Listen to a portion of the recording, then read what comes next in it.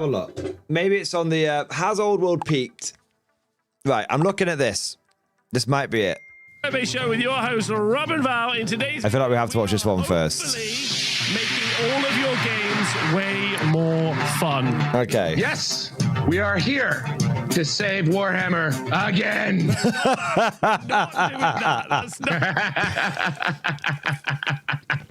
Oh no, terrible start to the show. Hello, everybody. I do this simply to fuel my This is it. my ravenous ego, Rob. You know that. That's why I'm a Warhammer a YouTube podcaster. Okay, it's obviously all about my gigantic. So this is quite a long video. So we're not going to watch the whole thing, I but convinced you to make another massive sacrifice to it. It's wonderful, Rob. Your Valgo. Didn't I come up with Valgo. it? Didn't I even tell you? right. I'm going to skip ahead a little bit. Steps. But the crux of today's show is Right. suggesting and taking you through some comp ideas, or a comp idea specifically, that we are going to try and introduce. I'm going to try and introduce and use at the events that I run, TSN Arena, and also maybe Val's going to use at his events as well. And then also, hopefully, Can you guys hear it okay? We will consider using in the future. So I would love you all to join us with an open mind and a collaborative and constructive spirit, because I love it. I love it. I think that Games Workshop, being the sole proprietor, the sole judge, jury, and executioner in Warhammer is a relatively recent thing. It used to be that actually the best ideas came from the community itself. The best competitive scene that I remember in terms of a balance between flavor and sort of power and all this kind of stuff was actually 8th edition under the ITC. And it's gone a bit, and then 9th edition, we all forgot about ITC for some reason. Well, 9th edition, GW stepped into the ring and we all started sucking on their fetid nipples. So the fact that the community, the old world community, is coming back and sort of leading the way on this, I fully support. Back in the day, old world / fantasy tournament comp was widely accepted, and people who did it for a passion, yeah, we didn't rely on Daddy GW quite as much. I think Daddy GW should be in the room. I think they should be in the room, but I don't think they should be the only voice in the conversation. We have, so I'm fully in support of this. I think is where we should start today's show off. Yeah, why are we even having a comp discussion, Rob? I love his we haven't touched square-based shirt that Val's wearing. SBS, we have you can't see it because of the chat, but it's kind of cool. Superseded by the MPG, the Match Play Guide. We wholeheartedly embraced what Games Workshop came to the table with over the summer, and it's been great fun playing with the new missions and new army build compositions, all that stuff. So yeah, like Rob, why? I do feel like we both had this on our minds, but for you, why do you think now is important? Well, I think we should cycle back to the beginning and just kind of ask, for people to ask. Is the volume okay, by the way? Specifically you and me, and what has always been our kind of like main goal. And our main goal has always been for people to go to, like, we really talk about events because we want people to go and play games together. But obviously this also includes like the local club. This includes playing around your friend's house, whatever it might be. But it's effectively to get your toys out and go play some games. Because, this is where you and me met. We met, although we weren't playing. I was live streaming one of your games. A great example of what the square-based guys do is the Renegade packs for the old world races.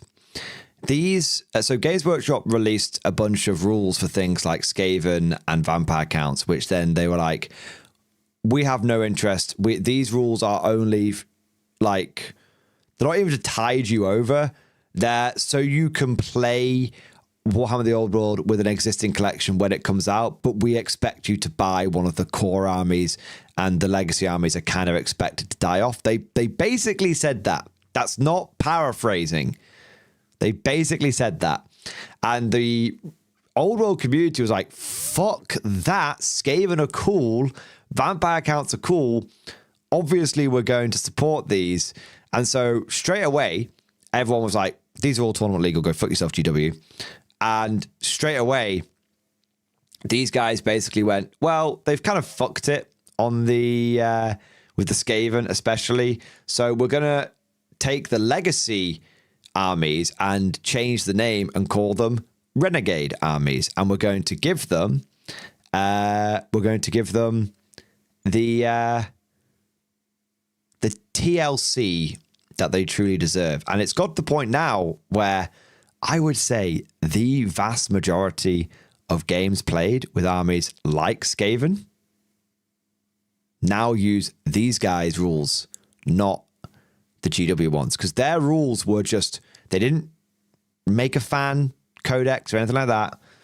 They just took the rules that GW had done, tweaked them, added a little bit of flavor in there, bit of seasoning, and they went, hey, these aren't overtuned. We've not made any armies massively broke or anything. We've just made the armies like Skaven feel like they should do. And it's got to the point where the biggest Skaven person that I know, that rat bastard, will only play with the Renegade rules now. He won't play with the core GW ones. It's like the core ones are just so bad that I can't go back. Yeah. That's where we met. And you were asleep in the corner. You woke up as I was losing. Yes. That's where we started. And I think that's always something that we want to actively encourage. And unfortunately, there are barriers to that happening. And many of those barriers we've tried to overcome. We do army guides, so people learn how to play their games better. We do map packs and event packs and provide a bunch of other stuff. You've done some incredibly boring work, but amazing stuff on, I know you didn't find it boring, but what nightmarish work, in my opinion, on the Renegades pack. That's what I was talking about. Is we've tried to actively encourage and be a part of developing people being able to play games. I think that's our motto and what we're after as a pair, as well as for ourselves. And then when things come up as a problem, we've normally knocked them down, and we've been pretty good at that, which I'm pretty happy with. The problem is that we do have, now I'm not going to call it a balance issue. That's the wrong way to describe this particular hurdle. It is a balance issue.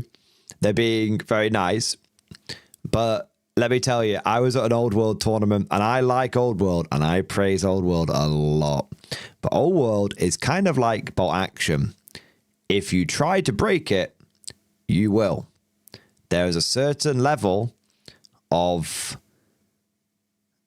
etiquette and gentlemanly warfare, gentleman's agreement, shall we say, to the game. And it's okay if a small part of the community, that 5 to 10% that I always mention, go all in it to win it. Totally fine. But the issue is if nothing is done, then that goes from 5% to 10% to 15%, 20%, and the more that because the arms race begins, and if nothing is done, then the game becomes wildly unfun. And a fantastic example of this is actually something that happened to me at the last Old World tournament I was at, which I'll be making an after-action report about for this weekend, where in my last game, I didn't kill a single enemy model. And no matter what oh, that's not true. I killed one enemy model. And no matter what I could have done in that game, I think that I was lucky to get that one model. there are examples where basically wargamers in many ways have to curb their worst impulses, because at the end of the day, it's a game. And if you don't curb your worst impulses, then I think what we have is a perception. I think they have Wind Whistler availability problem, which I know is a bit like fucking corpo speak, so I apologize for saying it in that way. Like someone right now throwing their milkshake at the TV screen, like, shut up. But yeah, let's just blue. Don't hold back. Let's blue sky this, Rob. Let's take this one up to 40,000 feet, pal. Blue sky. Fuck it. I hate that. I think we have an identifiable problem in that there is disparity between armies. Now, a lot of people call these things balance issues, or they talk about balance. But I personally think, having covered competitive wargaming in many different formats for a long time, I think balance is more of a myth.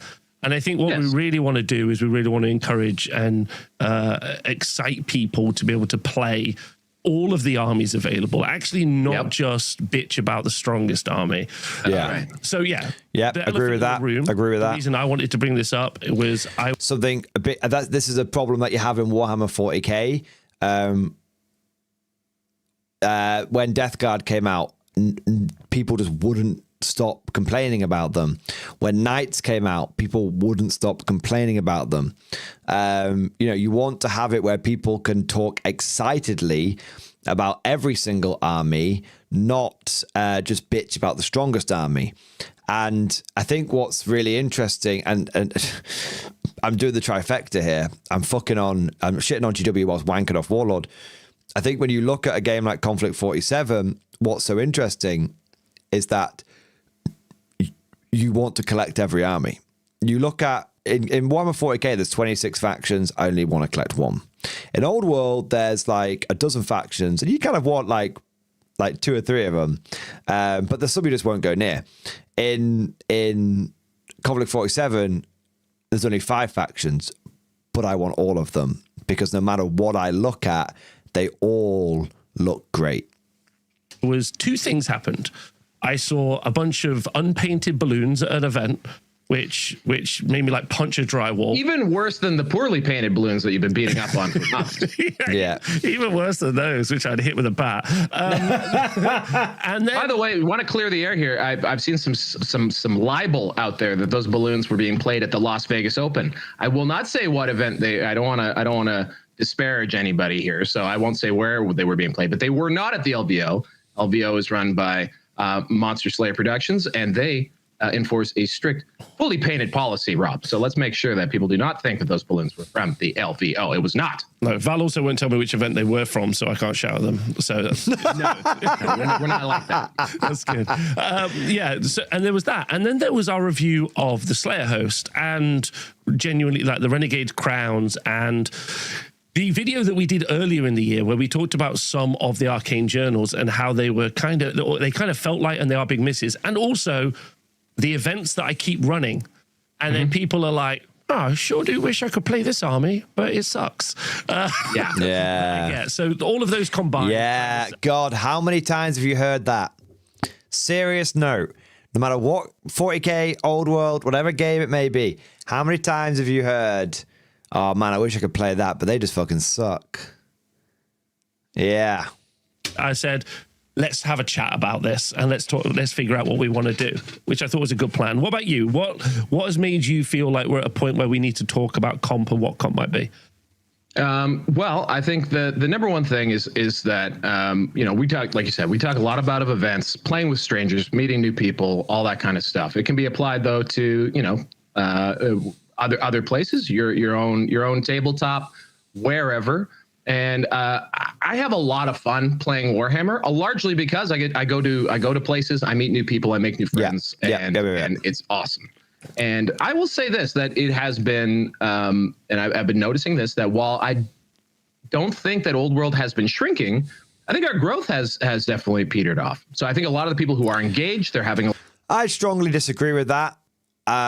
Really strongly disagree with that. But Old World is a very, right now, it's a very localized thing. So you'll go to one area and it will be booming, and you go to another area and they don't even stock it.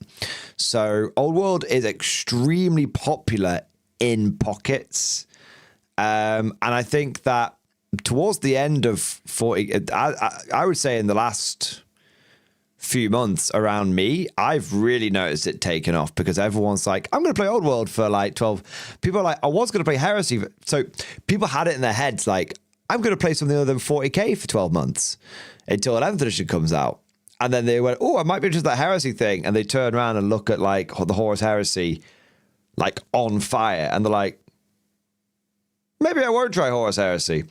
And they look over at Old World and they go, you seem okay. And they ask their friends, what's Old World like? And the response they universally get is, oh, it's great. It's really flavorful. They go, oh, I'll try this out then. A lot of fun. They're going, or maybe they're being, the people who are disengaging are still being different players. But it does feel like different experience for different people. Been, I think almost like a new edition moment over the summer where we had the match play guide, errata 1.5, and then the first new army in the game since 2002 or 5 or whatever it was. Yeah. That should have been like a massive moment. And what it turned into was a whole lot of toxic stuff about like this not being that good, or mostly, like Cathay being overpowered, and then match play guide putting even more power into the hands of the undead. And there all these have not versus have factions. Send me to the black ships. Send me to the black ships.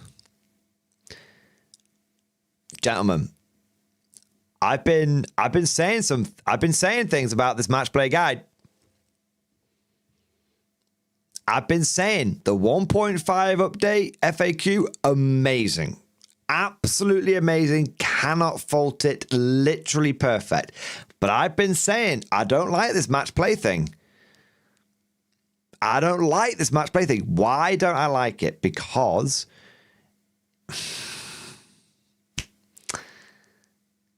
it changes Old World.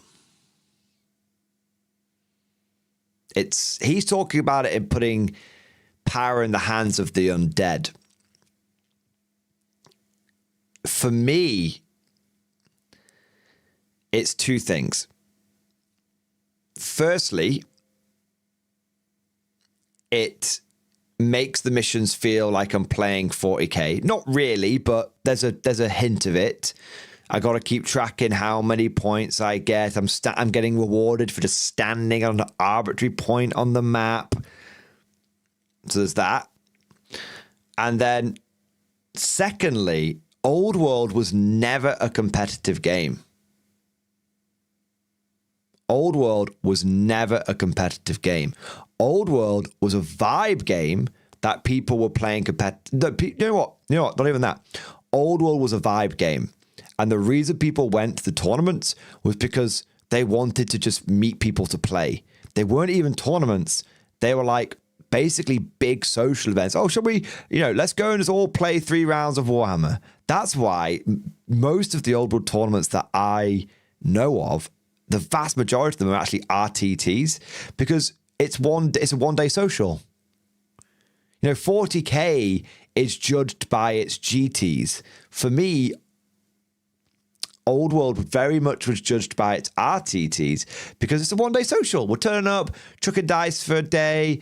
Great, love it, awesome. The match play guide changed the nature of the missions and changed the way people thought about the game. That's the problem. Now they started thinking about it as a competitive game, and that's why it started feeling off. You could introduce 6 new missions into Old World, but they didn't have to be standing on circles, and they didn't need to be in something called a match play guide. Games Workshop, they tried to apply that 40k formula. What were we saying earlier in the stream? They tried to apply that 40k formula, and it didn't work. That then just sort of make it a bummer to even approach playing the game. And I feel that too, to be quite fair. Like I feel even if that wasn't the reality, like the conversation became about it. And that's what the conversation, and that is basically it's. I agree. It changed the conversation. It changed my conversation. And it makes the way I was less about conversing fun. about it. It makes people fear the boogeyman, or like fear the fact that, if I go to an event or if I go down the club and play, I'm just going to get blown away by this OP army. And then also that makes you feel like, well, this totally game agree. Is it worth playing? Totally agree. I dread so many facing have-nots Cathay. Every single month that goes by and I play it just play and no one's brought Cathay is a month where I praise Sigma. Why aren't these things being addressed somewhere? I think that is one of those problems. And I think this is where, like, as folks who, run events or loudmouths in the community, this is a problem that you can fix, Rob. And I think we don't have to be I want it fixed. I don't think we have to be I want it fixed. Precious about it, because ultimately we're here trying to have good times. We're trying to encourage more people to play. Renegades was all about opening up all the people whose favorite faction was half written and not really like playable, but not really. And giving them a chance to feel included and able to show up at an event.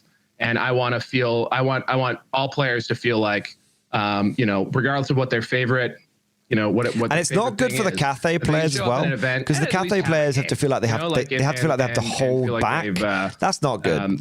That's not good. Everyone should just be playing the way they want to play. The Cathay players aren't. I think that's the Cathay players with the conscience, with the soul, aren't feeling like they can play the army they want to play, and they feel like they're getting shat on.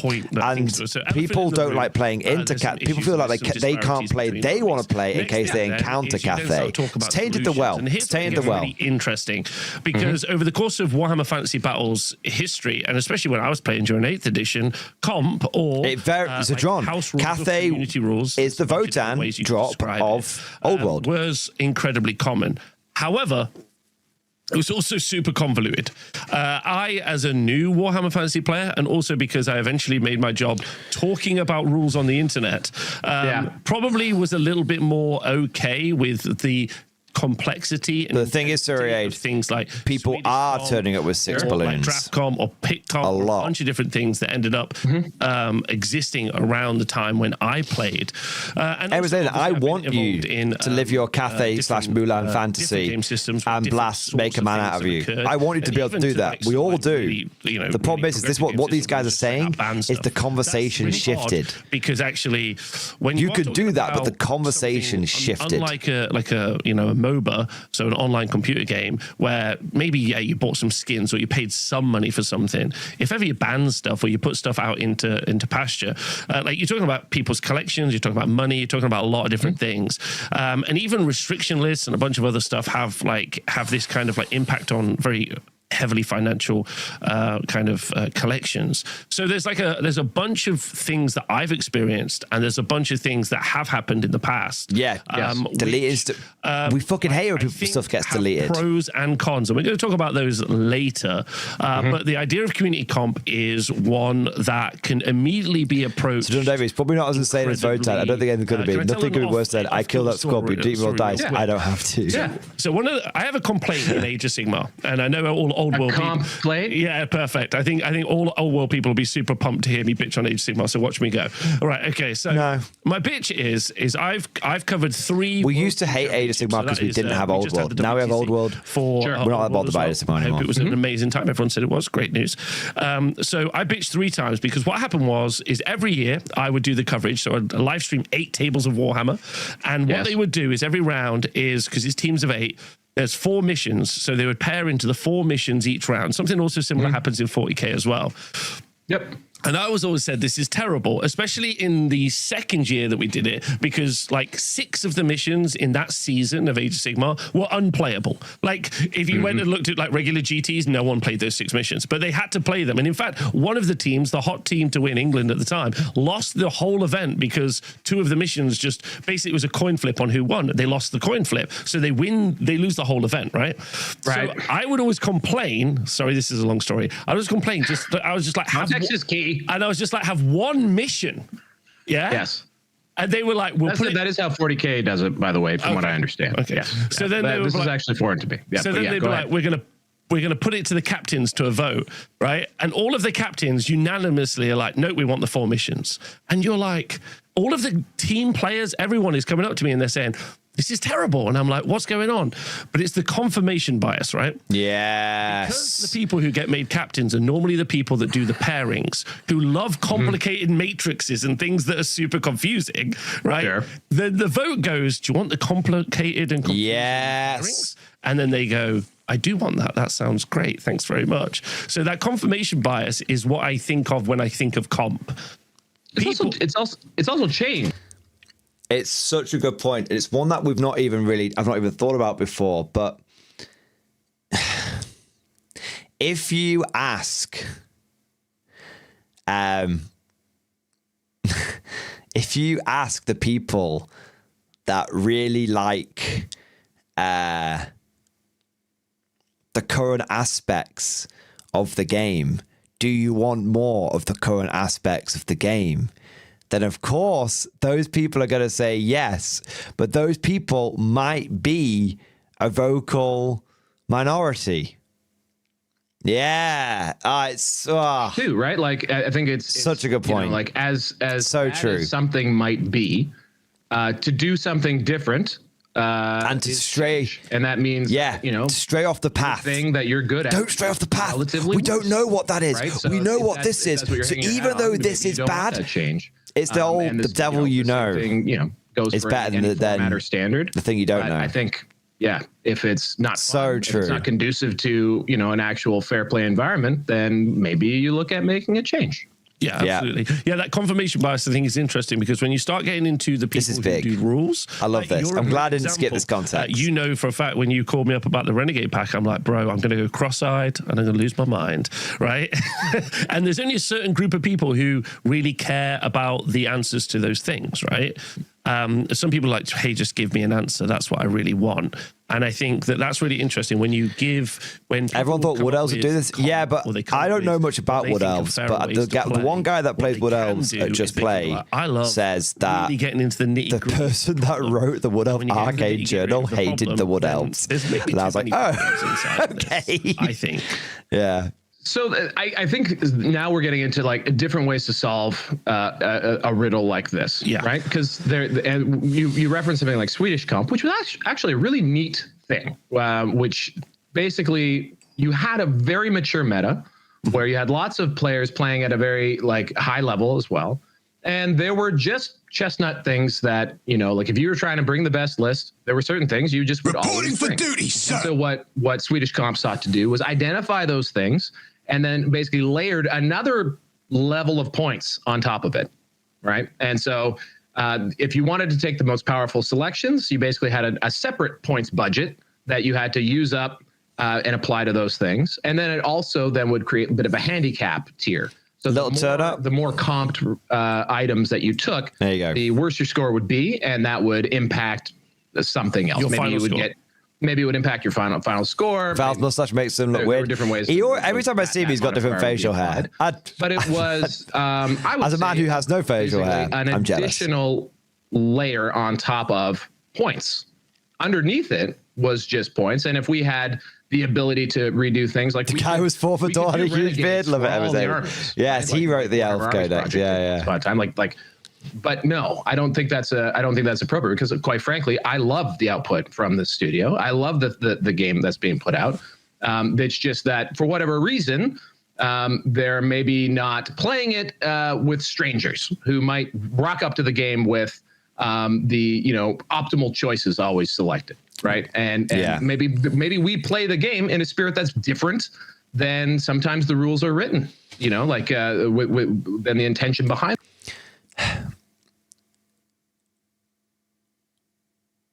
If you push, Old World was not written to be a competitive game. It's not written in any way, shape, or form to be a competitive game. Anyone in their right mind could tell you that allowing Empire players to bring 6 great cannons at 2,000 points is not okay. It's not okay. Any one could tell you that allowing dwarves to bring 18 plus gyrocopters was not okay and was never going to be okay.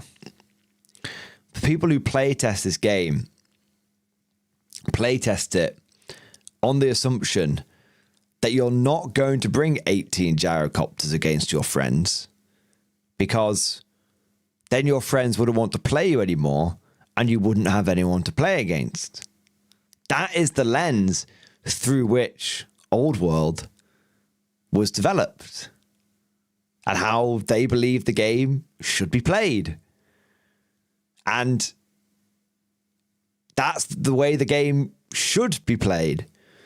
When Simon and I play our Old World games against each other, we don't cook up lists which we think are going to fuck each other. We cook up lists that we think we will enjoy, but also that our opponent won't mind playing against. Because if I bring a list against Simon and I just fuck him with it every single week, then he has a choice to make. Does he stop playing? Or does he start building his own list? But the list that he ends up buying and building is one that he doesn't actually like. He's only doing it to fuck me back. And that is that's the issue here. Yeah. So that's the issue with my opinion, that's the issue with the match play guide. Because it became the go-to way of playing the game, because it came out at the same time as this edition change. This edition change was 1.5, and it turned Old World from we're all just here for the vibes to, well, now we're all playing matched play, so now we all need to try very hard. That's the issue. They're absolutely right. The conversation around Old World has changed.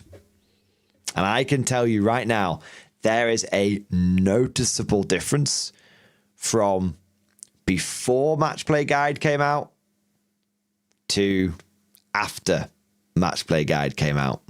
Before Cathay came out to after Cathay came out.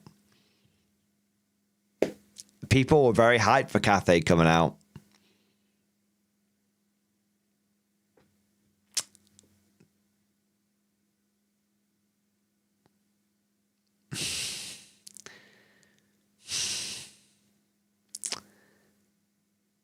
Cathay on its own probably wouldn't have been an issue. Cathay with we now all play competitively is the issue. The way that the rules are written, despite me saying, because, and let me give you an example of how that I can. Let me give you an example of how I can prove this. Undead vampire counts have been broken so unbelievably overpowered since day one of Old World coming out. And yet, apart from that one time when I got tabled in 2 turns, you've basically never heard me ever really complain about them or ever worry about them. And even then, I wasn't that mad because I was like, hey, I've heard about how powerful the Screamer list is. Let's see what happens when I get screamed off the board. But it was 1 game out of 3 and the other 2 games were great. And I've not had to face that kind of bollocks since. That was Undead. Undead had been broken since day 1, but I only had to worry about encountering broken Undead very occasionally, because every other time I faced Undead, it was, hey, look, I brought all these fucking zombies. These are cool. Those zombies are cool. Yeah, Undead, gotta have some zombies, right? Yeah, man, they're cool. Every time I faced Tomb Kings, like, yeah, I brought chariots. Really? They're not very good. Yeah, I know, but I like chariots. Oh, cool. What did you bring? Yeah, I brought state troops. Oh, but state troops are terrible. Yeah, I know. Cool. And now it's like, what did you bring? Oh, I brought state troops. Oh, cool. What did you bring? 8 cannons. Oh. And 16 gyrocopters. Oh. And then you face the Tomb King guy. It's like, what did you bring? Yeah, I brought Ushabti spam in Mortuary Cult. Oh. Okay. And like, you've not done anything wrong, but the conversation and the tone of the game has changed. Yeah. And that I do genuinely believe J2Y likes events, has made a match play guide, has called out all sorts of things that suggest that he likes events and encourages people to play tournaments. So that is all to say. I agree. And I think also you make a great point in bringing up the actual rules, guys, because what we would really like, well, actually, that's a great question. And actually, that's the first question I really would love answered by everyone in the comments. Because I think a lot of what people bring up when they talk about the old world is they do not want balance updates in the scale and size that you see in things like 40K and Age of Sigmar. They don't want 3 monthly updates. They don't want quarterly balance patches. They don't want things, which is fair enough. Like, I can understand that. But once a year? That's one every 6 months. And then on the other side of the scale, you're like, some armies are too good, or, and this is the important part about today's conversation, some armies are not good enough. Right? I think that's the bigger deal. Yes. That's the much bigger deal, that lots of armies aren't very good. Right. So when you have that conversation, you have to be like, well, there has to be something that gives. You have to accept one for the other, whatever that might be. And I think the devil I'll always choose is I would prefer if the studio was to do something about specifically and most importantly the hell out my empire. Yeah, that's what I would like to see, or the armies that aren't as perceived to be the good. pale troglodyte. So this for me is what happened gradually as compared to 40K grew, but it fans is happening overnight. We won't see. So it happened gradually over 40K. We used to say 40K leads the casual scene. We say just talk about it in 40K. We used to say the competitive scene leads the casual scene. Now the competitive scene has consumed the casual scene. That's the issue. And the thing is, it took time over 40K, but the reason it's happening so quickly with Old World is twofold. Firstly, I'd say firstly, the fact that there's a lot more information out there now. So it's quicker for people to pick these things up and to share broken lists and all this kind of stuff. And secondly, the issue is that you have a lot of people who will come from a competitive scene like 40K and they don't deprogram themselves and they bring their mindset over to Old World and they are making the game. Sometimes they're doing this because they don't know any better. Sometimes they're doing this because they want to, and they don't know any better, and they're like, well, this is what I did in 40K, this is what I have to do in Old World. And sometimes they're doing it because they want to be a big fish in a little pond. Yeah. Everything they are describing as a problem in Old World is something that is also a problem in 40K. Games Workshop main, as in AOS and 40K, is not the same as SDS, Old World Heresy, Necromunda. They are very unlikely to do a balance patch in the next year, in the next 6 months, in the next whoever. Feels that way. Yeah, we don't know. We don't know. It feels that way, yeah. And because we don't know, in order for people to have fun and engaging times at events or at the local club over the next few months, we have to take ownership. As an example, I run events, so I charge people money. I can't just have someone be like, Rob, I lost in 2 turns to Cathay. What do I do? I'm like, well, sucks, I guess. Sucks to suck. Play Cathay. I can't be responsible for that. That's embarrassing for me. So we have to take some ownership for that, I think. I think that's how you feel. One thing I will say is this. These guys are talking about how, they released this game, it was like match play guide. And so JTY, the guy that like designs like Old World and everything, he's clearly like someone that likes events. This is the dude that thought that you stopped dragons when they were a problem. The best way of dealing with dragons in Old World is to take flagellants because they're unbreakable. And it's like, yes, but the dragon will never engage the unbreakable flagellants. So that's not a good solution. This is the point I'm talking about. This game is not designed to be played competitively. And so if everyone starts trying to play it competitively, it breaks very, very quickly. As well.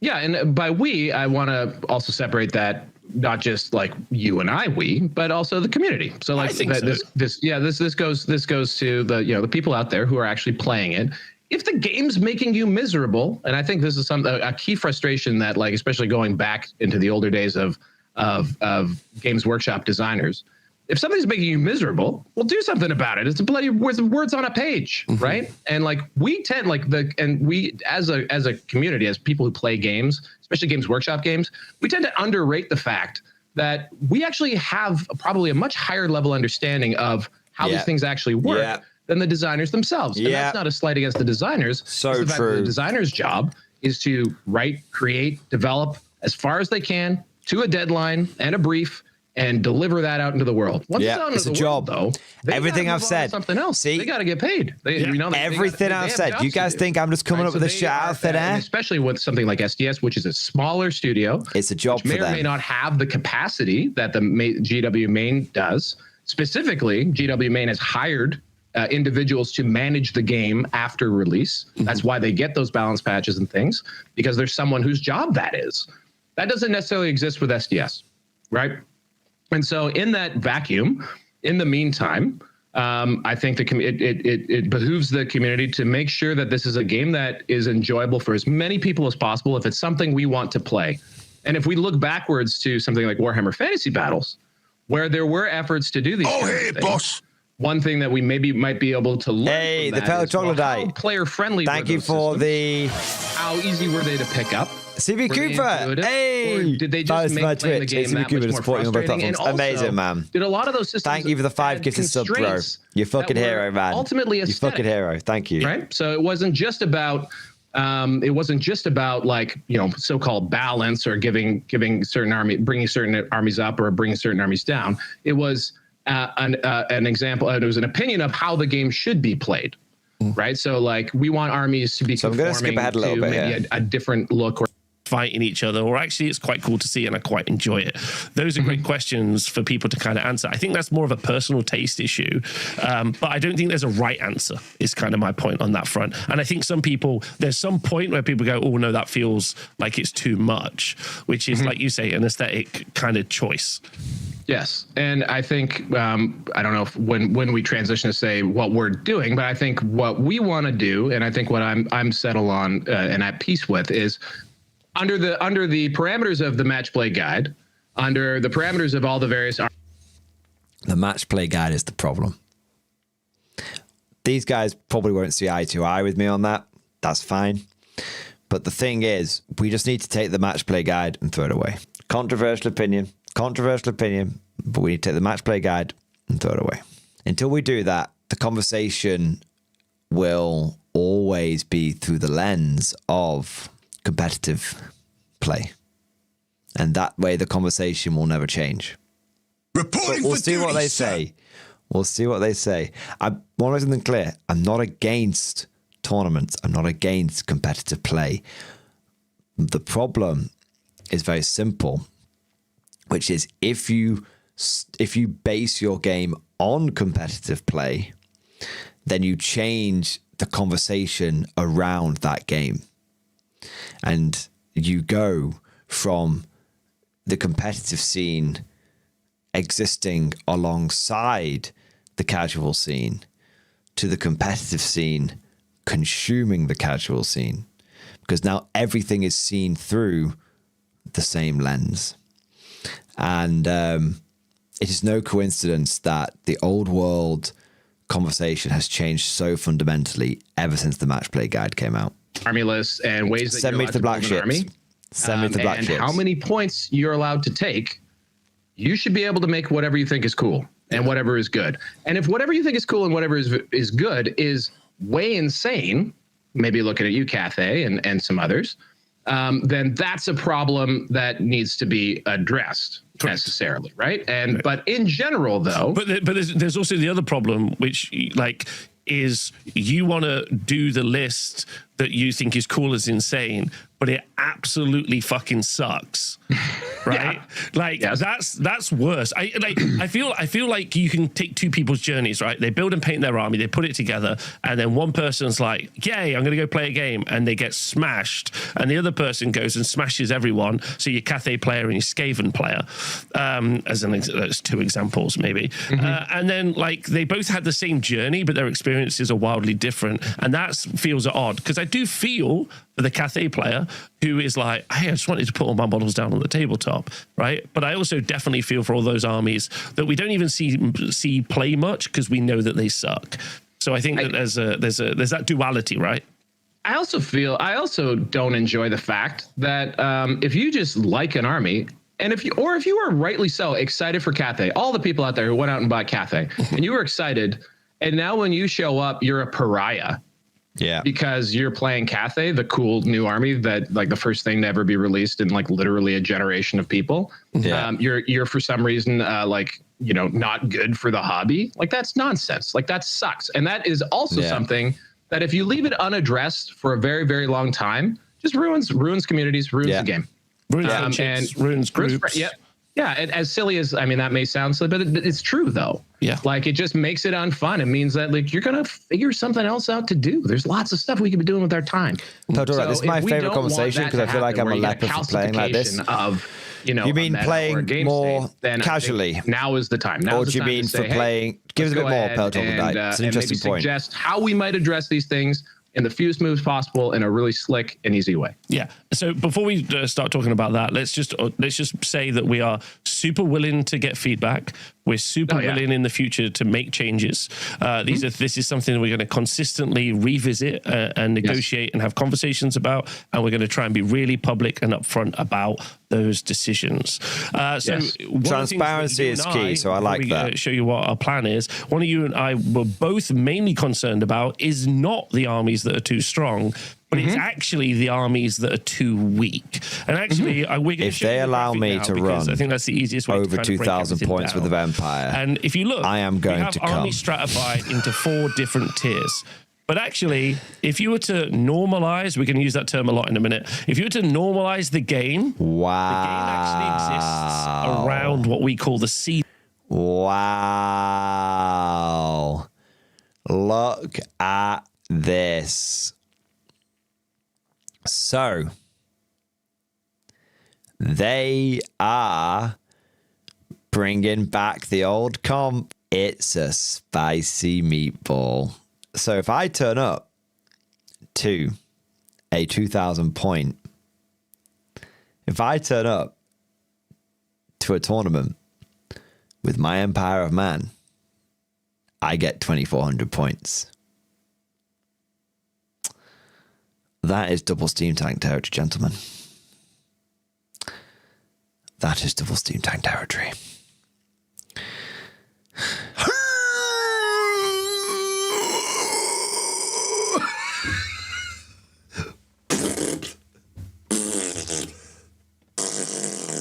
Oh my God.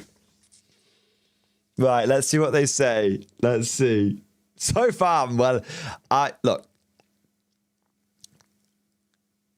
like Steam Tanks. I'm a big fan of Steam Tanks. I really, really hope that this allows me to bring 2 Steam Tanks. If it doesn't, I'll be vexed. I'll be terribly vexed. Tier. So this is the Dwarven Mountain Holds, Royal Clan, Empire Man, Knightly Order, Renegade Crowns. You can see it's a very busy section. I'm going to be honest. I don't think City State of Nuln needs 2,200 points because I've played Nuln and it's fucking bonkers. As is the D tier. And actually, the upper echelon, the A and the B tier, isn't as heavy. So the game is weighted. That's cool. Or the armies that you're able to play. This is the old chart. Weighted much more. We'll see what happens. The underperforming armies. Now, things here are gut checks between me and this cutie patootie that you can see on the screen. Okay, so some of you are not going to agree with this. Me and him didn't even necessarily agree on all of this, right? There was a lot of there's a lot of back and forth, okay? Because we'll see what they say. We'll see what they say, people. Are we putting it in D? We don't know. It depends how much you're excited about that. But the system that we have here is that we have normalized the game. In fact, actually, you talk us through it. Okay, well, I think fundamentally, so if we're talking about like just trying to find a way to give armies that might feel a little light in the loafers, not as powerful, a bit of a lift, there already is a system in theory for that, and that is points. So like a point is supposed to be a way of determining roughly how strong something is within an army list or within a faction. So that already exists as a framework. That is the balancing mechanic of this game. If I'm Val's lower mouth. AOS launched without points, and it was very difficult for the community to wrap their brains around that, and also for the game to function as a game. Right? It is a way of saying these are two roughly equal opponents. And the thing is, though, that points, and we see this a lot with the the balanced status slates and other games, is that when you get into the it's almost like the harder you push on this, if I do this, the further it gets away from you. Yeah, and that's because there are tremendous amounts of variables at play. That is true. This is a very complex game. Even a game like chess, only now do we have computers that are able to like compute all of the potential moves. You have the amount of variables you have in a game like this. And it's just never going to reach what we call perfect balance. And we're never going to want perfect balance either. That takes the Warhammer out of the game. And that is also, I think, what we see in so you see AOS there's nothing blocked off now. We see less granularity in choices in list selection and building. We see less options on the player, more like more sort of modular list design rather than the really fun list design we have in a game like Old World. And as a result, maybe it's easier to balance, but it loses its flavor. At what cost? People scream. But at what cost? At what cost? And no shade on those games. Those are great games. People love those games.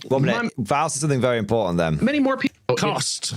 More AOS and 40K. We see less granularity in choices in list selection and building. We see less options on the player, more like more sort of modular list design rather than the really fun list design we have in a game like Old World. And as a result, maybe it's easier to balance, but it loses its flavor. Yes. Yes. Right. Yes. And no shade on those games. Those are finally.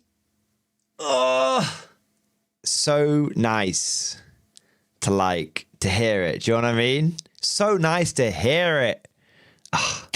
Great games. People love those games. Many more people play those games. Good to be here. I'm not throwing any shade whatsoever on that style. Obviously, it works. I am. But for this, I fucking hate it. An approach where we just take a stab at giving a handicap, let's say, or a handicap in the sense of like in sports or gambling, where a team that maybe not be perceived as strong is given a little bit of an extra benefit or a lead or an advantage to try and level it out a little bit. I think that is the key here, and we have that system, and it's how many points we give every army when we write our lists. Yeah. So we just assume that they're not actually equal right from the get-go, and then we try and normalize that a little bit. I think we can maybe have some fun with this. Demons. So what we've basically done is we've broken out into two. Demons to 2600. Yes. Yeah. Demons 2600. They're so shite. Like they're unusably shite. You could give it. I'd say 28. I'd give Demons D for Demons, baby. I'd give them the whole extra category. I'd put them on E, and I'd give them 2800. 200 points. That's how bad they are. And how many extra points? If I'm getting 2400, if I'm getting 2400 as Empire, let me tell you, these motherfuckers. Everything in that top section, these motherfuckers need 2800. The best. Yeah. And then everything in the bottom section, effectively, we think is the worst. What I think is sad is things like Seaguard. There's a balance between balance and flavor, which shifted too far towards balance. Agreed. might not be good enough armies that Matt Larkin, so Mordian, even square base age, Plutonian better than Empire. Yep. You know, Cathay. Yeah. Plutonian don't need anything. Plutonian is so good. Example. Now, in a normal, just straight 2,000 point game, it just makes me sad. might not feel because like I would like to run a Plutonian peasant army, and that will be terrible, and I won't get any reward for doing it, but that's okay. That's what you need to remember when you're looking at. The reward I get for doing it. So I have a good time. Okay, that's the reward I get for gets it. an extra 600 points. Can it beat Cathay? If the answer is always, always, always no, maybe in 3 months' time we need to give them an extra 200 points. We don't. Yeah. Right. 4,000 points of players. Let's go again. Let's go again. Yes. I didn't hear no bell. Totally agree. It's a really all the fucking Wood Elf shits in there, isn't it? Because what I personally Wood Elves are so bad. This is also like a personal. I personally. I would. This is so good. Right. No, we need to wank this off for a moment. We need to really, really wank this off. This is so good. Okay, this is so good, and I'll tell you why. Okay, it's good because as a war gamer, I want to spend my money. I'm already financially responsible. I play fucking Warhammer. Okay.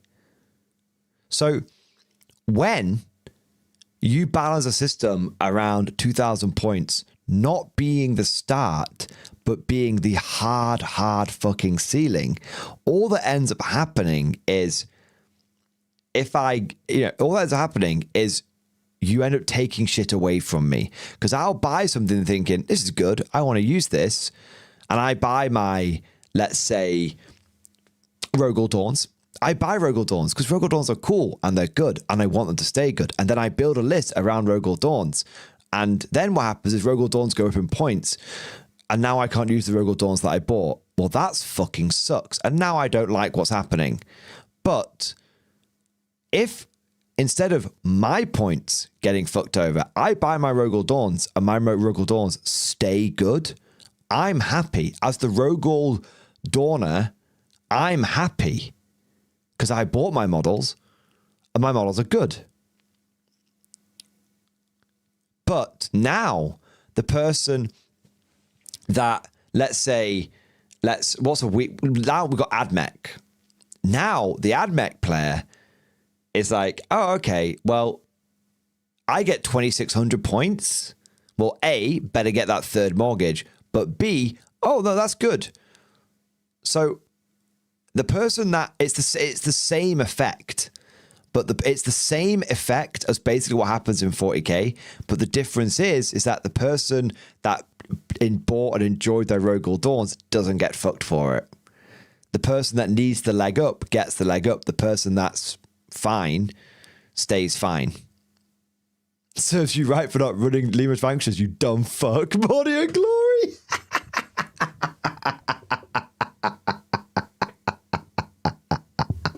It's true, you know. Yeah. Litfine General, what's the difference between an army and renegade version of the army? So, the non-renegade version is basically legends.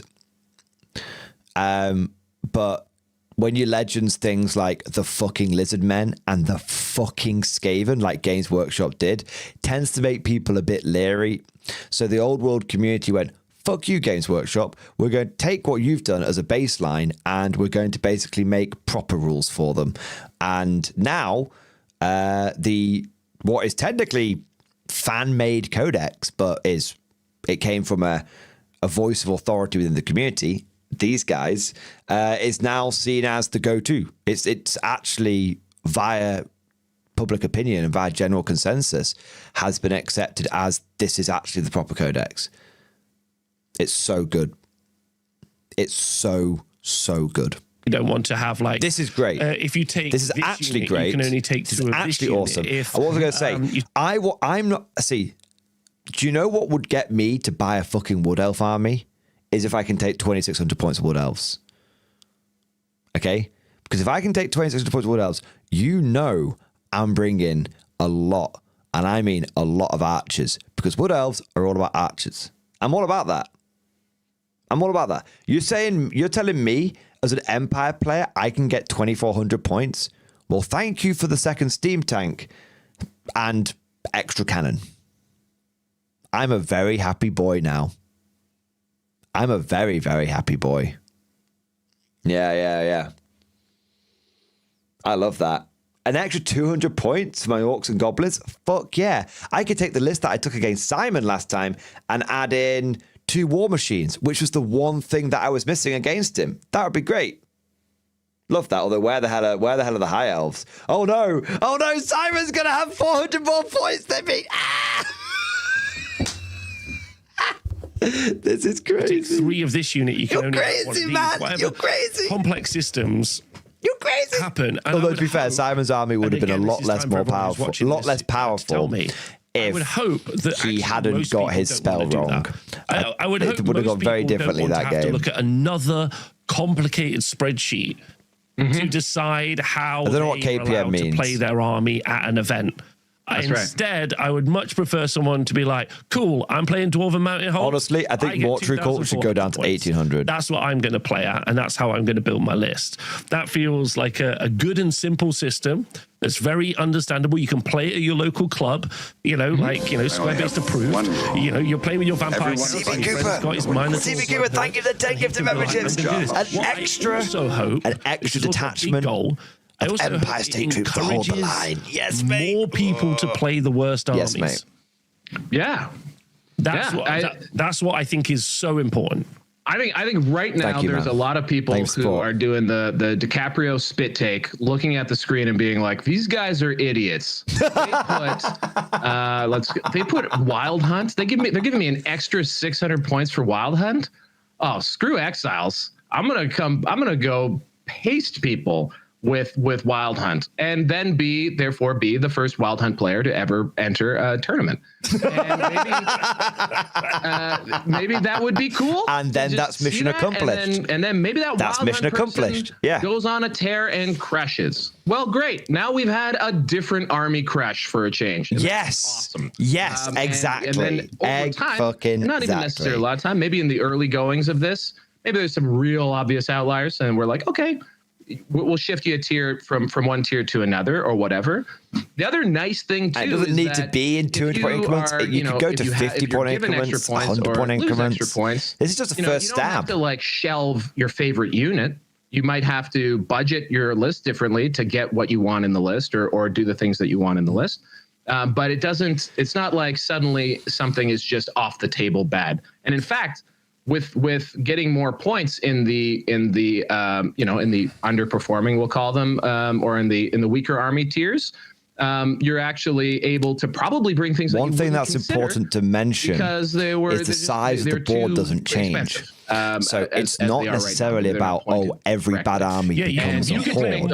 It means that more unoptimized you actually in the worst armies for sure. You've only got so much space to play with, so there's only so big those hordes are going to become. Instead, what's going to happen is you end up being able to get a few more support units and stuff like that. Well, that's all right. I think if I could just talk about a couple modifier for how much you kill. So taking more points here. So I don't think we even called it out, but it's so basically, 2,200 points is in the B if you lose 2,600 points, your opponent doesn't get 2,600 points. They get 600 points for your armies in the D tier. Yeah. Each one of those is about a 10% bump times it by 0.77 points, right? So C is 20% more very points good than point, A. Matt Larkin. Very good D point. is 30% more points than A. 10-man Thunders is still a thing, man. That's a big chunk, right? Still a thing. And so it will be interesting to see how this plays out. And we'll have to modify. So if you kill a 100-point unit, you get 77 points for it. The important thing here is to stop it from getting farmed. For a lot of armies in the game, you're playing the game. This isn't penalizing Cathay. This is beating up on Cathay. Although we should probably speak. This is mental. There's already things out here which I'm already shitting myself over, but there's things out here which I'm frothing over. Would I get a Dark Elf army if I could have 2,400 points? You're goddamn right I would. Would I get a Wood Elf army if I get 2,600 points? You're goddamn right I would. Would I get Skaven for 2,600 points? Fucking yes. Yes, 1,000 times yes. So, 2,400 points of Dwarves? Yes, please. The point is here that it's not. The point is here, and this I think has achieved its goal. which is to change the tone of the conversation. What have we talked about recently, guys? How boring it is when the conversation only has one right answer. Grand Cathay is the best army in the game. So if you're not running that, you're shit. Okay? In 40k, never take the flamer, always take the grenade launcher, right? So the point is, this changes the tone of conversation because now Grand Cathay probably isn't the best army in the game.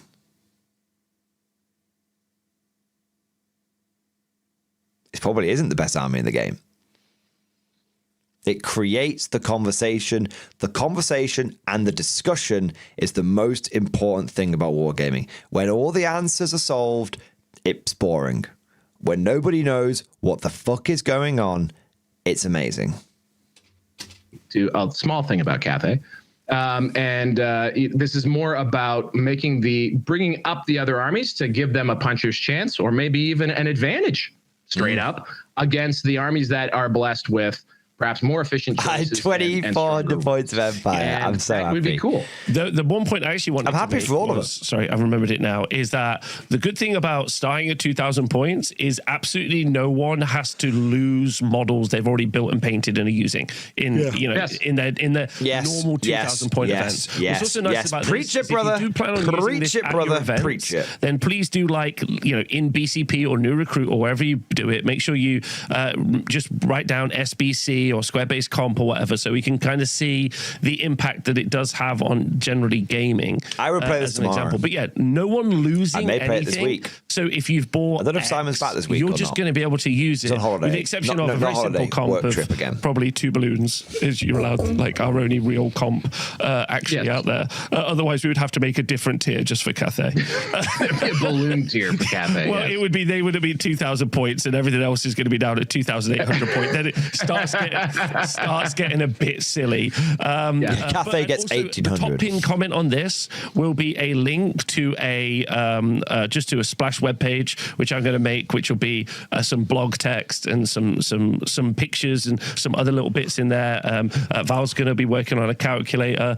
There'll be a little sheet for KPM, which we'll talk about in a moment. So there'll be a link in the top pin comments. And again, that pin comment, you've got questions and other stuff that you want to ask us specifically, and you want answered in that blog post, you can ask them all there. So hopefully we can get a lot of feedback on that front as well. But that was one of the things I really like, is that you don't lose anything. And also it makes me excited that I can try other stuff out. Like it makes me think, okay, what can I do with demons at 2,000? Pretty much, let's find a general. Can I get gnarly with it? The answer is probably no. And the funny thing is, it's the balloons. If the balloons weren't a thing, the army would probably be fine. There's the balloons. Both the Renegade version and the Legacy version, I think, is... Okay, so I do have one problem with this, and I think it's very important. It's very exciting to see, oh, look, all the armies I collect are getting extra points. That's awesome. The one issue I do have with this is it's not a precise enough tool, because vampire counts, when run in their optimal form, should only get 2,000 points. But if I want to run vampire counts and turn up with several hundred zombies, then I suddenly become D tier on this list, but I don't get D tier points. So this definitely has some issues. No system is perfect, and I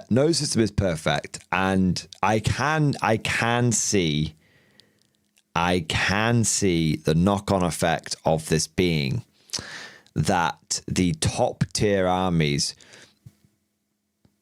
always take the most mental shit now, because they need to, because if you don't turn up with the mental shit, you are playing a 2,000 point game versus 2,600 points, not 2,000 points versus 2,000 points. if that makes sense. You know, if on this tier list, it's like vampire counts taken the best way, 2,000 points. Vampire counts taken Mordians or Oops All Zombies list. Well, you should be getting 2,600, but that's not reflected here. So tough shit, only 2,000 points. So, yeah.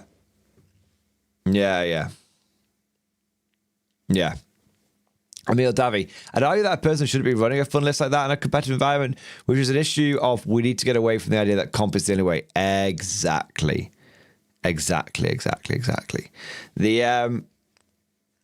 The issue is everything gets seen through the lens of competitive play, and these guys are very competitive old world players. Even if, you know, Val often likes to say that he's not that competitive. He is competitive. He likes to say he isn't. But the point is like they're only going to see things, or majority of their vision is going to be on, well, when we play vampire counts, this is like the best way to run them. So we do really need to move away from competitive play is the only way. Competitive play is a really valuable way to play. Really valuable way to play, and should be encouraged. And it's great to see the best of the best duking it out. How awesome was it when we saw the finals of LVO? That was great. Best of the best duking it out. Very exciting to see. Love that. So yes, I am not one of these people that says competitive play is cancer, competitive play is bad, we should get rid of all competitive play. No. But the problem is that when it's only competitive play, you need to have competitive play and you need to have fun. You need to have both. Yeah. Is important to have changed here, because although Renegades is really not about... Great example. Loads of people enjoy football. Loads of people, soccer for the Americans. Loads of people, well, sport, I suppose. You could actually, American football works here as well. So loads of people play football, both the American version and soccer. Loads of people have a team and they're like watching their team do really well. Very few of those people, loads of those people who watch football also play. Loads of people who watch it also play it. Very few of those people that play, though, play it to be like, we're going to go to the World Cup. We're going to win this. It's like, a great example of this is rugby. Loads of people in the UK will play rugby or play football every weekend as a hobby. Going down, playing a bit of footy, playing a bit of rugby. But it's just the local sides playing each other, and afterwards they all go to the pub and have pie and chips. We need that for tabletop wargaming. That we need the pie and chips league. We need the beer and pretzels league. We need not even league. We need the beer and pretzels mentality. That's what's needed. That's what's needed. We have lost. Everybody thinks that they're gonna win LVO. Everybody thinks that they're gonna win LGT. And look, I'm not saying you shouldn't strive for those things if you want to, but the issue is there's a lot of people think that they play like they're gonna when they're playing against their mates. That's the issue we've got to. Yeah. It's genuinely not about balance, because just by virtue of the fact that there's fewer unit restrictions and your certain things have been addressed in them, they do play better on the table. And so I think that's why it's important to have, if you're not a place where you play Renegades, but you would like to have something level things out a little bit, this allows you that opportunity. Although I encourage you to give Renegades a try, because I think it only makes those players feel better. But at a minimum, more points for, unmodified legacy PDFs, I think is a way to go. And you'll find virtually all of them sort of in that C and D tier outside of vampire counts. So let's talk about one of the problems with a system like this. One of the problems with a system like this is if I'm an army that's great at killing, then then there are more points for me to be able to kill in the armies that suck. So if I'm playing as Tomb Kings, for example, I've got 600 points extra of Slayer Host to try and kill. So how do we amend that? Well, we're using something called the kill point modifier, KPM. So that's what we explained earlier. I'm of the belief, and again, I'll include in that blog post a link to the packs I use at the TS. I'm going to skip ahead a bit here. Yep. Modifier is doing is bringing everyone back down to 2,000 available kill points. Yeah. So if a So this is what we explained before. That's fine. Sorry, if a C where these tiers are. I have one other comment that I'd love to make, which is like the folks in tier A who are not getting any buffs, who are running what are perceived to be real strong lists. And also there's going to be a lot of players out there who are like, man, I run vampire accounts all the time and I lose all the time. And that's a feel bad. But I think one thing to also think about this in a frame of reference that I think is also super useful is I think this is really good for playing games where you're not coordinating with your opponent, where you don't know your opponent, right? So like where like that might be a tournament, that might be a club night, that might just be like a pickup game in a store, what have you. I think that this you could say, okay, let's just play this. And that way, maybe the feel bads won't feel as bad.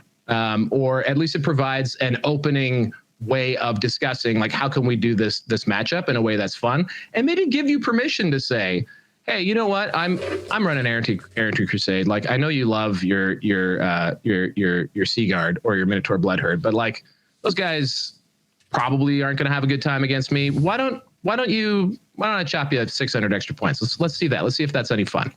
Because I think a lot of people don't ever do that. They don't think they believe that the points they believe that the points are fair. Yeah. And therefore it should be possible to run 2,000 points are sacred. Bloodherd into the best armies in this game and not feel bad about it. But that's not true.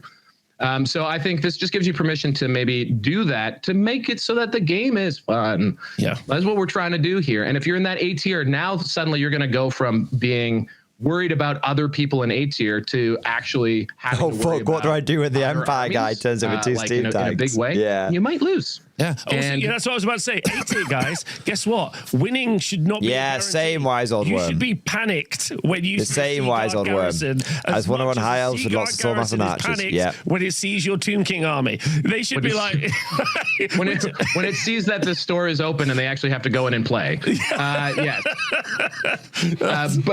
But also like Tomb Kings are so phenomenally like there are broken. probably armies in there that are gonna have a tough time, and it's not like games of Warhammer even at the top end are easy to win. Like Warhammer shit happens all the time, right? Like it's not as if like the A tier is just all 100% always beating B and C D tier armies. That is not the case.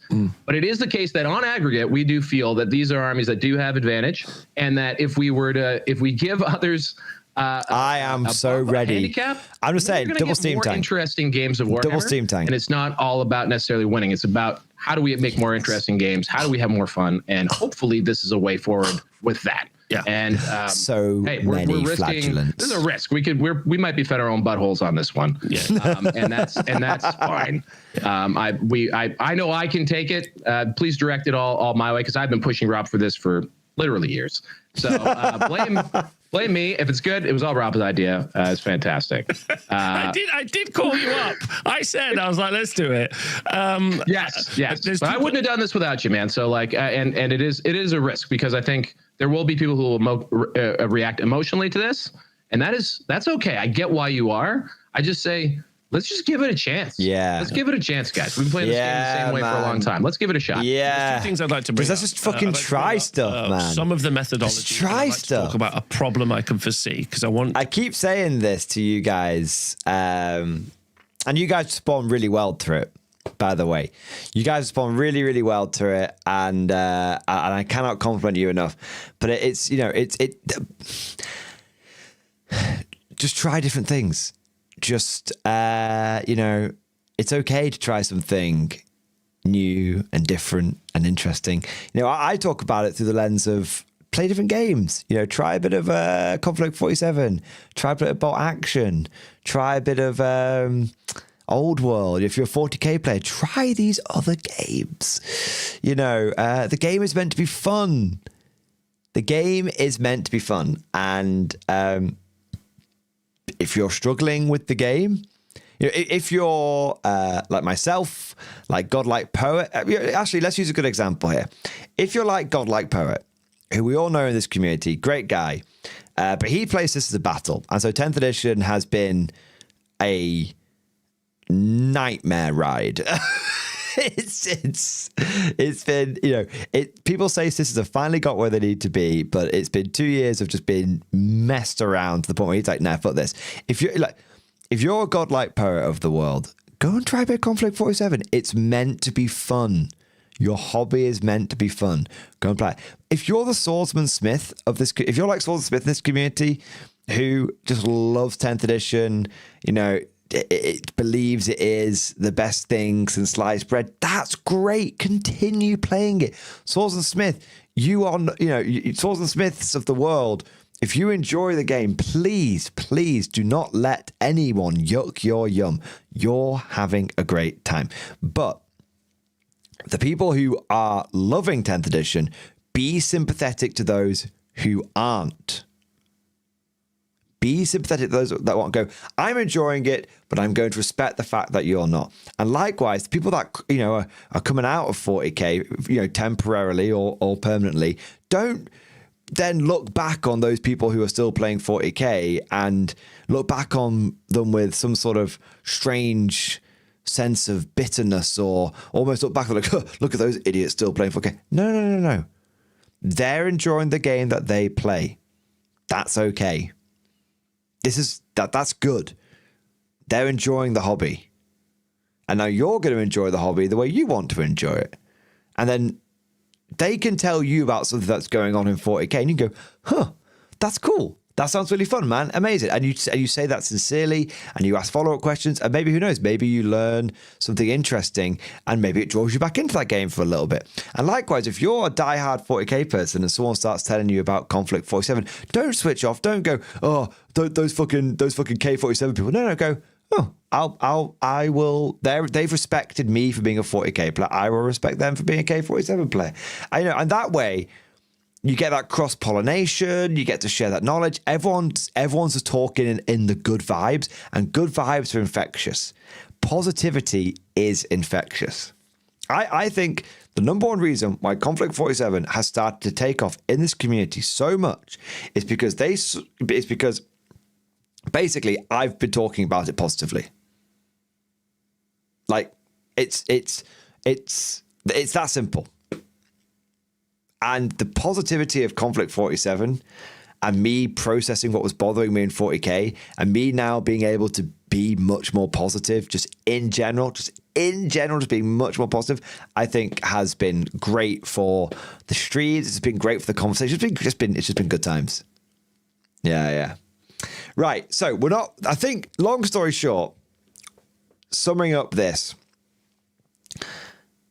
I like it. There are going to be problems with it. It's going to force people at the top to only take the best. It definitely is more of a bring the struggling armies up, but it kind of puts pressure on the top armies. Like, I really want to run an errantry crusade that is actually all knights errant. That would be a very bad idea now. That would be a very bad idea. But you know, coming down here, you know, now I have to run my errantry crusade the best possible way. But also the idea of being able to get 2,600 points of Skaven, like clan rats, is amazing. And so, yeah, it puts pressure on the top armies whilst putting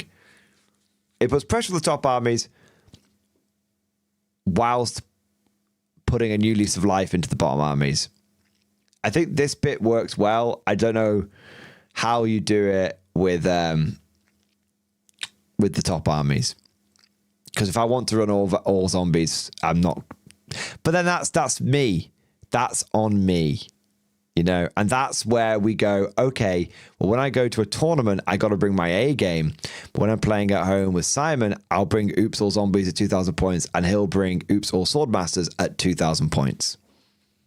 That's it. And so this is the competitive. That's it, isn't it? This is the competitive points values, and the casual points values remain at 2,000 points. This does not get used in casual play unless you want to.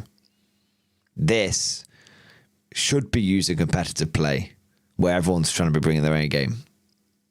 Yeah. That's how you've got to see it. That's how you've got to see it. This gets used at tournaments.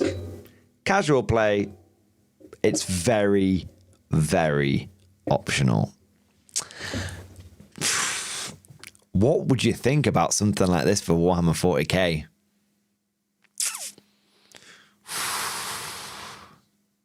What would you think about this for Warhammer 40k? I would really like it. I would love it. I would bring granular points back. I would bring percentage-based army building back with some hard restrictions on it, and I would bring this. Yeah, no questions asked. No quennies. No quennies asked, boys. The Pale Chocolate Diet, aka CB Cooper, I'm begging this in 40k. Yeah, man. Guard would Guard and put them in A tier. Probably. Probably. It's where each detach. Oh, no. Okay. No. But no, you're not thinking about it, Mad Larkin. Imagine if you play. This is how to think about it. If you play combined arms, you get 2,000 points. If you play siege detachment, you got 2,600. You don't think about it by faction. You think about it detachment by detachment. Oh my God. The unending swarm, 2,600 points. You get it. That's it. You do it detached. Each detachment gets its own points limit. Oh.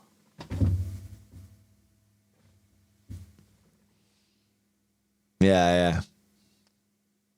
That's how you do it. Siege is Mad Larkin. That is like your opinion, man. And it's a bold one. It's a real bold one. It's in your meta, sure. In my close combat orientated meta, that smoke ain't doing diddly dick.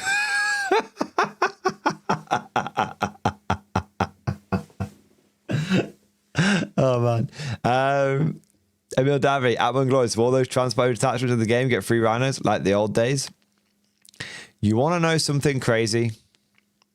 Do you want to know something crazy? If you gave a bunch of free detachments out if you gave a bunch of free transports out to the weakest attachments, do you really think it would make a big difference? This is the thing that nobody talks about. This is the thing that nobody talks about. Everyone goes on about Gladius detachment.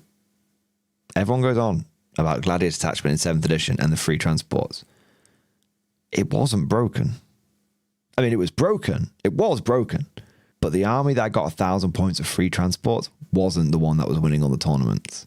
My brother, with his list that was called some kind of superhero Tau, because it was so off meta, beat it twice without even blinking at a cutthroat late 7th edition GT, 6-round GT. You guys have no idea how utterly butt-fucked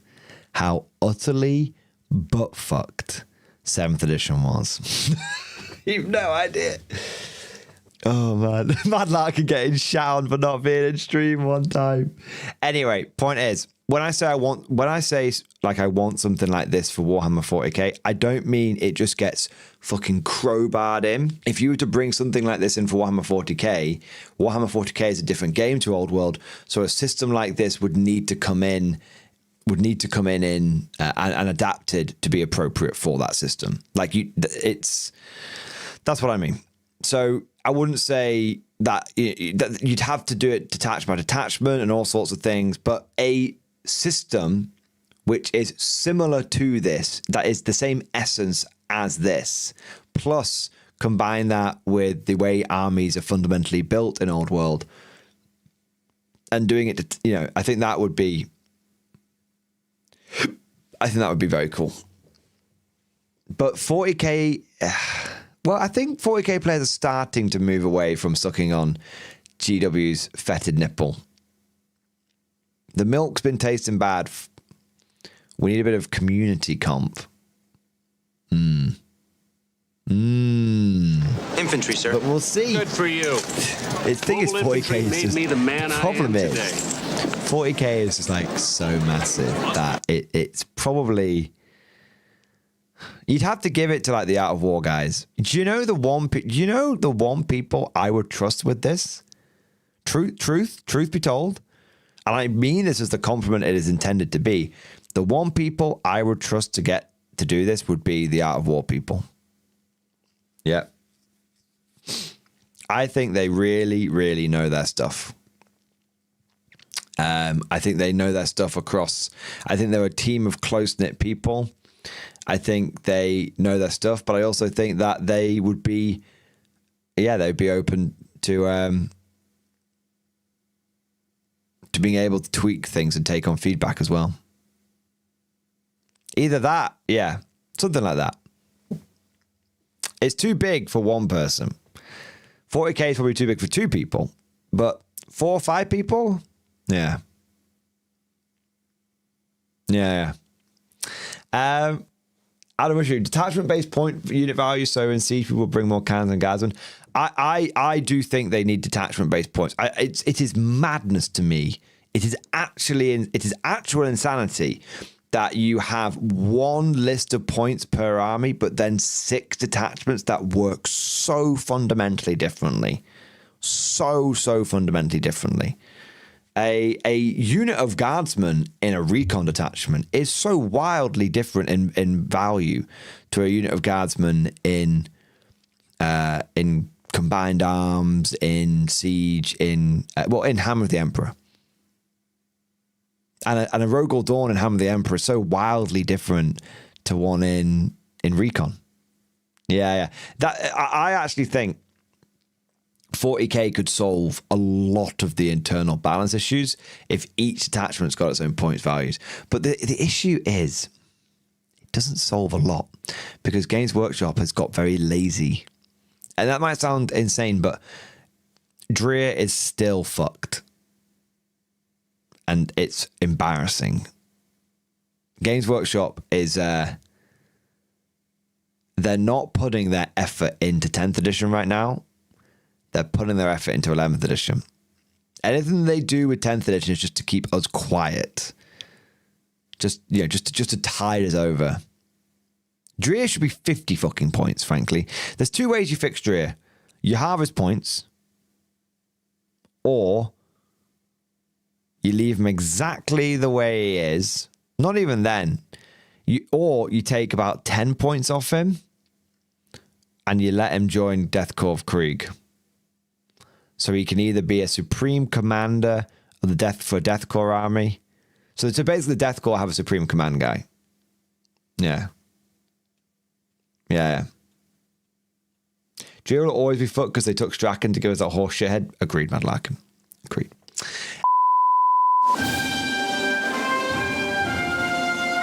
Would you like to know more? If so, then please consider becoming a channel member or patron. By supporting the channel, not only will you be doing your part, but you'll also be helping me create more content for your viewing pleasure and unlocking a whole host of perks. You get everything from a badge next to your name, custom emojis, but the big one is access to the Mordian Glory Discord server, an online community with almost 2,500 active members. It's always popping off in the MG Discord. We've got channels for army lists, hobbying, tactics, stories, and even a pretty spicy meme section as well. For all you greenhorns that wanted to see the Mordian glory hole, today is your lucky day.